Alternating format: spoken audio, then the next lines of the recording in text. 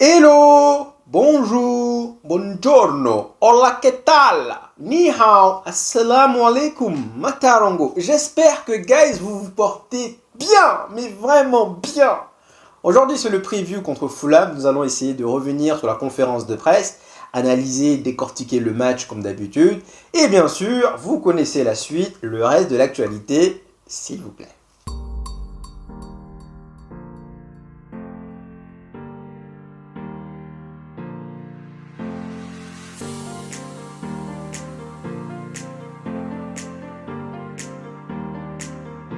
Alors guys, qu'avons-nous réellement appris lors de cette conférence de presse? On sait que Delirte, Mazraoui ainsi que Maguire seront tous les trois dans le groupe demain pour affronter Fulham. On a aperçu également Delirte et Mazraoui s'entraîner hier et aujourd'hui. Non seulement ils se sont entraînés, mais également aux côtés de l'équipe première, c'est-à-dire aux côtés de Bruno, Maino et ainsi de suite. Est-ce que quelque part cela voudrait dire qu'ils seront titulaires? Ça c'est une très bonne question, on va y revenir. Mais en tout cas, cela signifie donc qu'ils ont eu déjà 2 sessions d'entraînement avec l'équipe, dans l'équipe première. On verra derrière. Je vous recommande, petite parenthèse, d'aller voir la session d'entraînement qu'on a eue aujourd'hui. Sincèrement, vous allez voir le leadership, s'il vous plaît, de Delirte. Le mec s'impose déjà. Vas-y, reviens, une touche, 2 touches, allez, attention. Le mec s'impose déjà. Il donne déjà des ordres. C'est-à-dire que quelque part, il s'est déjà intégré. C'est une très bonne chose. C'est un leader, c'est bon à entendre. Et malheureusement, on l'a déjà dit, mais on n'en a pas assez. Donc sincèrement, ils ont déjà eu donc 2 sessions d'entraînement.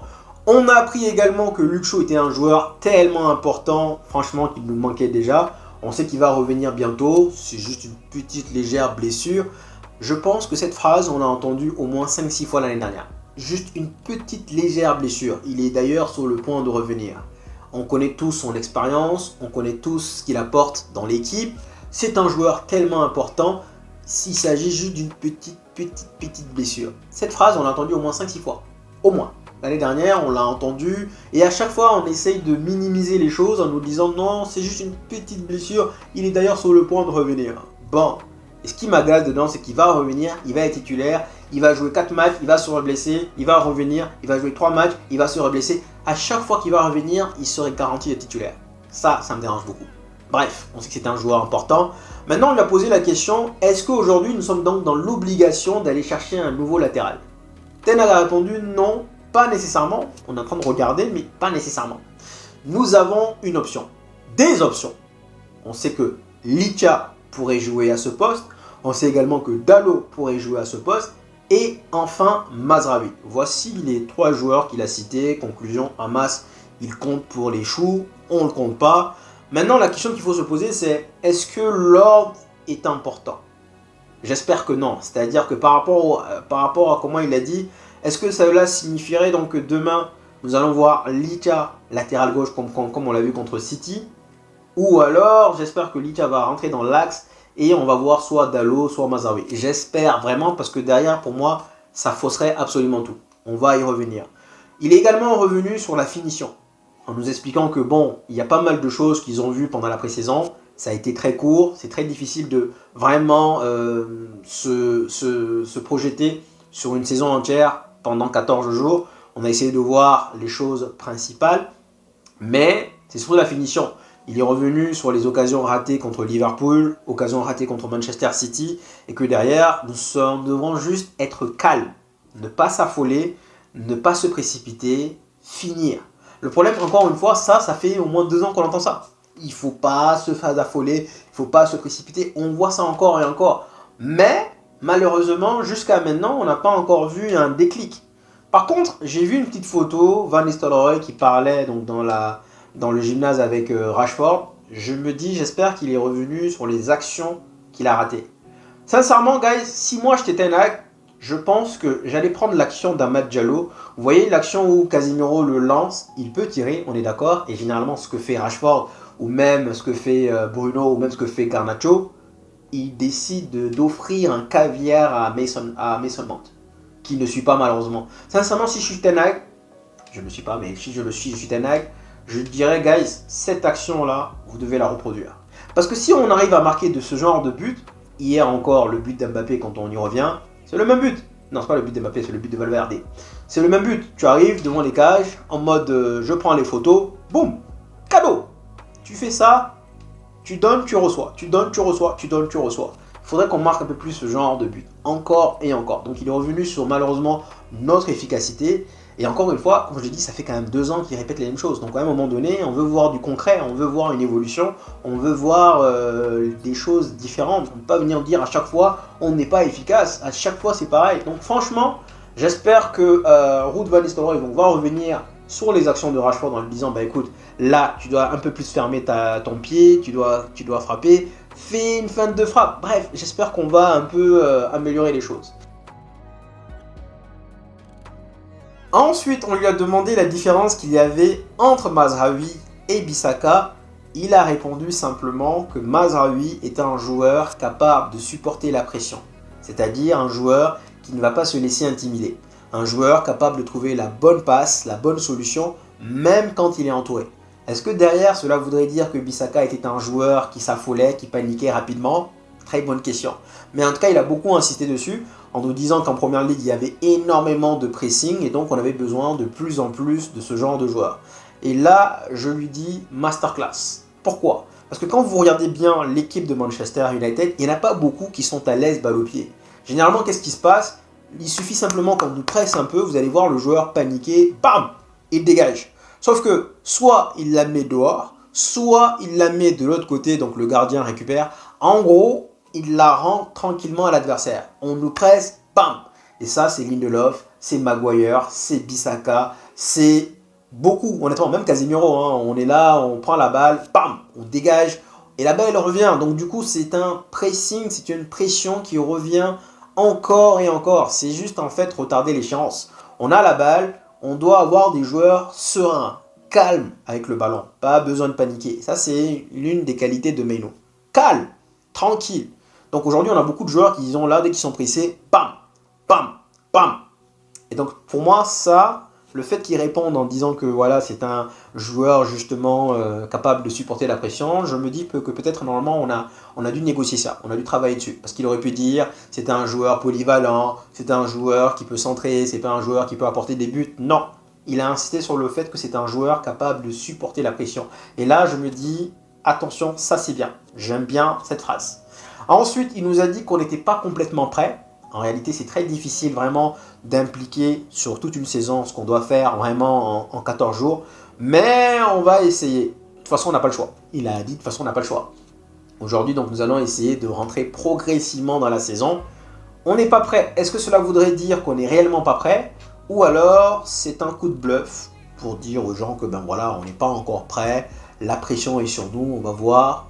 Je ne sais pas. Je me dis qu'en réalité, ils disent ce qu'ils pensent.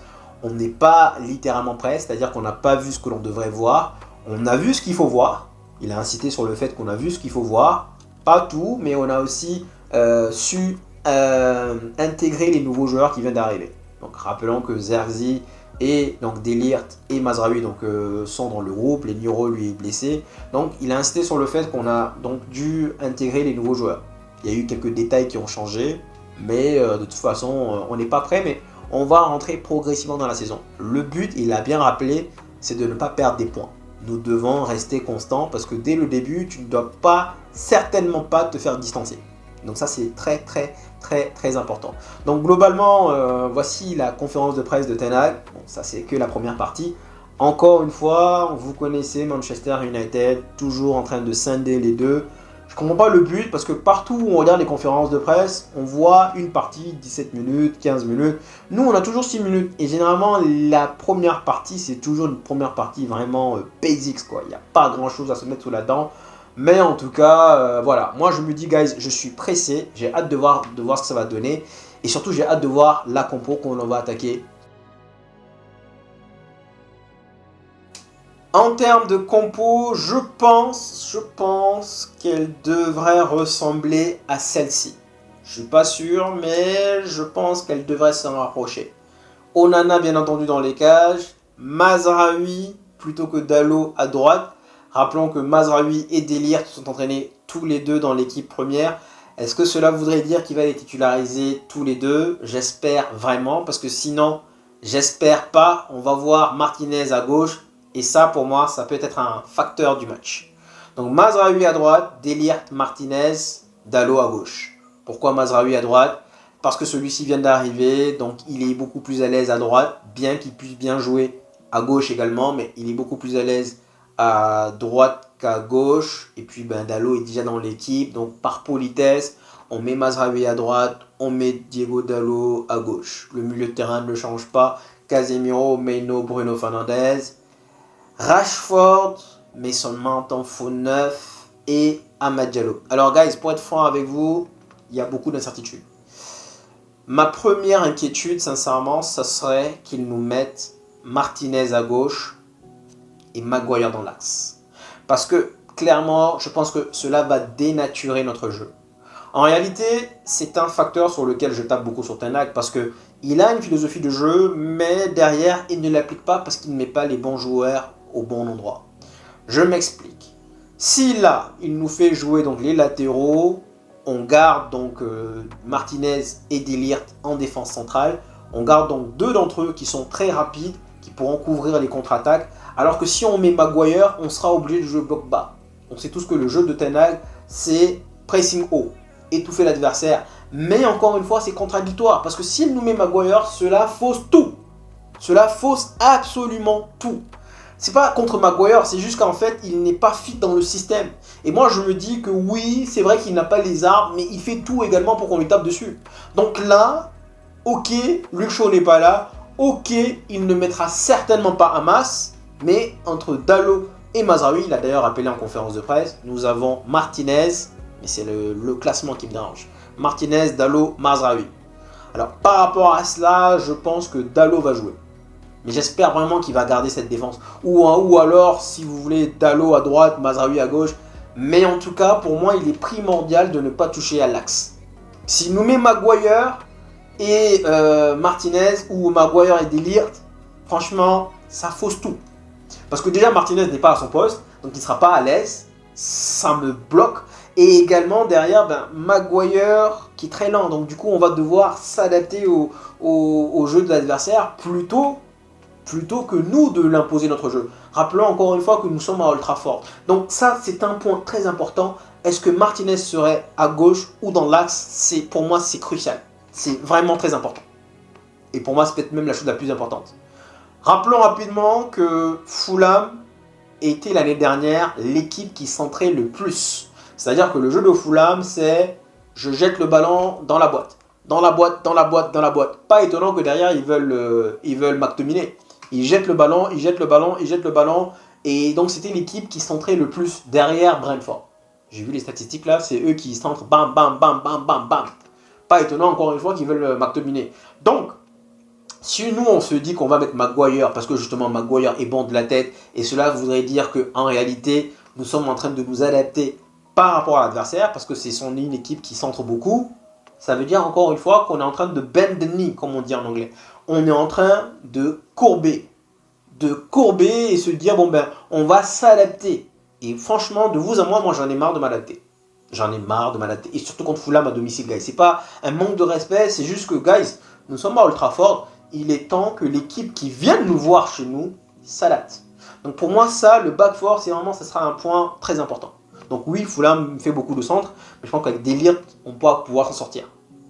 Mais je préfère vraiment voir un Martinez dans l'axe, il sera beaucoup plus à l'aise qu'à gauche. Et je préfère voir un De Ligt et Martinez, parce que sinon Maguire joue, et donc du coup, on va devoir jouer au bloc bas. Et on va devoir encore vraiment dénaturer notre jeu. Milieu de terrain, je pense qu'il n'y a pas de débat. Maintenant, deuxième incertitude, c'est Rashford. Est-ce qu'il va aller avec Rashford ou alors il va prendre ses coronets et le mettre sur le banc, aller avec Garnacho et Amad Diallo? Je vous dis tout de suite que non. En tout cas, je pense sincèrement qu'il ne le fera pas. Je pense que Rashford va jouer. Maintenant, la question, c'est qui va sauter? Je pense que c'est ce qui va se passer. Qui va sauter entre Amad et Garnacho? Qui? J'ai opté pour Garnacho parce qu'il n'a pas été pendant la pré-saison. Et donc, je pense que ça sera Rashford et Amad. Et la troisième incertitude, et là, j'espère pas encore, mais seulement en faux neuf. Guys, nous avons un attaquant. Mais, comme on aime bien le rappeler, parce qu'il n'a pas joué à l'Ajax, il y a de fortes chances qu'il ne commence pas le match. Je pense bien. Donc, c'est la raison pour laquelle je suis avec Mason Mount. La dernière fois, on peut taper dessus, mais c'est pas un faux neuf. Moi, je préfère voir, si jamais on doit jouer avec cette compo, je préférerais voir donc Mason Mount en 10 dans sa position et Bruno qui est capable de jouer en faux neuf. Et d'ailleurs, franchement, moi, je préfère Bruno en faux neuf. En termes de pronostic, je rappellerai que Fulham a perdu 2 joueurs importants, notamment Paulinho et Tosin qui est allé à Chelsea. Ça fait le défenseur central et la clé au milieu de terrain. Rappelons que Paulinho a récupéré beaucoup de ballons. Par rapport à ces éléments, je vous dirais 2-0 pour Manchester United, à condition que la charnière est telle que je vous l'ai proposée. C'est-à-dire que dans le cas où on va avoir Martinez à gauche, Maguire dans l'axe, avec Délire, oui, peut-être qu'on va gagner. Normalement, oui, mais j'aurai plus de réserve. Pour moi, la charnière centrale doit être composée sincèrement de Martinez et de Délire. Voilà. Après, maintenant, Dalot qui joue à gauche, Maguire qui joue à droite, ça, c'est un autre débat. Pour moi, voilà comment je vois la compo. En tout cas, c'est très important. Si j'avais la garantie qu'on allait commencer le match avec Zerzi en faux neuf, plutôt que Mason Mount, franchement, parce que Mason Mount, pour moi, c'est pas un faux neuf. Si j'avais la garantie que Zerzi va commencer le match en faux neuf et que Martinez et Delirte vont composer la charnière centrale et que derrière, nous allons avoir donc des latéraux, pas Martinez à gauche, je dirais même voire même 3-0. Peu importe si Rashford joue ou pas. Ça, c'est ce que je pense. Demain, c'est l'ouverture du bal. Il va falloir vraiment bien se montrer, bien se comporter. Tout le monde aura les yeux rivés sur nous. Quand on ouvre le bal, c'est comme ça. Tu peux jouer le samedi ou le dimanche à 15h, ni vu ni connu. Mais quand tu ouvres le bal, rappelez-vous, Arsenal a ouvert le bal je ne sais combien de fois, et je ne sais combien de fois ils ont perdu. Et à chaque fois, on est là, en train de regarder, en train de se moquer d'eux. Donc demain, guys, c'est une journée importante. On doit gagner ce match. Coûte que coûte, quoi qu'il arrive. Pour moi, j'espère vraiment que Ten Hag ne va pas venir mettre Martinez à gauche et mettre Maguire faire du picolage. Non, mets-nous les latéraux où il faut. Et puis, normalement, ça devrait se faire. Même si on n'est pas prêt, je pense que Fulham également, ils ont perdu 2 joueurs importants. Et donc Smith Rowe, oui, si c'est une nouvelle recrue, mais normalement, on devrait gagner. En tout cas, je l'espère. Je l'espère vraiment. En ce qui concerne le reste de l'actualité, notre sponsor officiel Snapdragon vient de prolonger son contrat avec Manchester United. Initialement, c'était prévu jusqu'en 2027. Maintenant, on est reparti jusqu'en 2029. En même temps, depuis qu'ils ont signé leur partenariat avec Manchester United, ils ont augmenté leur communauté de 256%. C'est-à-dire qu'ils ont non seulement doublé, mais en plus rajouté la moitié. 256%. Magnifique. Donc forcément qu'ils sont contents. Et bien sûr, ils souhaitent donc continuer l'aventure. Du côté du PSG, ils ont annoncé l'arrivée du joueur de Rennes, donc Doué. Est-ce que cela voudrait dire qu'ils n'ont plus d'intérêt pour Jadon Sancho ? Faut quand même poser la question, mais en tout cas, certaines rumeurs disent aujourd'hui que le PSG n'est pas vraiment intéressé par Jadon Sancho. Le salaire ne serait pas vraiment un problème, mais il ne verrait pas d'un bon oeil l'arrivée de Jadon Sancho. Est-ce que cela voudrait dire que derrière, le dossier Ugarte est tombé à l'eau ? Faut quand même poser la question. Je pense que on devrait finir par avoir Ugarte. D'ici la fin du mercato, je pense qu'on devrait l'avoir. Maintenant, comment ? Est-ce que Jadon Sancho va partir ? Est-ce qu'il va rester ? Apparemment, la Juventus, Dortmund est toujours là, mais ils n'ont pas d'argent. En même temps, c'est comme si moi j'allais dans une boutique de Rolex à me dire, bah écoutez, j'aime bien celle-là, j'aime bien celle-là, j'aime bien celle-là, et en fait, j'ai les poches vides. Donc bon, on fait comment ? Jadon Sancho va probablement rester finalement avec nous. De son côté, Amrabat est toujours en train d'attendre le signal de Manchester United. Dans sa tête, il est sûr à 10 milliards de pourcents que Manchester United va l'appeler. Alors, je sais pas qu'est-ce qui a été dit entre eux. Est-ce que Manchester United lui a dit quelque chose qu'on va faire appel à lui, qu'on va l'attendre ? Pour l'instant, le mec, il attend toujours l'appel de Manchester United. Donc, guys, je pense que j'ai fait le tour. Franchement, j'ai pas beaucoup dormi hier, donc je n'ai pas les idées très claires. Et donc, petite parenthèse par rapport à la salutation au début, j'estime que moi, guys, pour moi c'est une salutation. Certes, avec abréviation, mais c'est une salutation.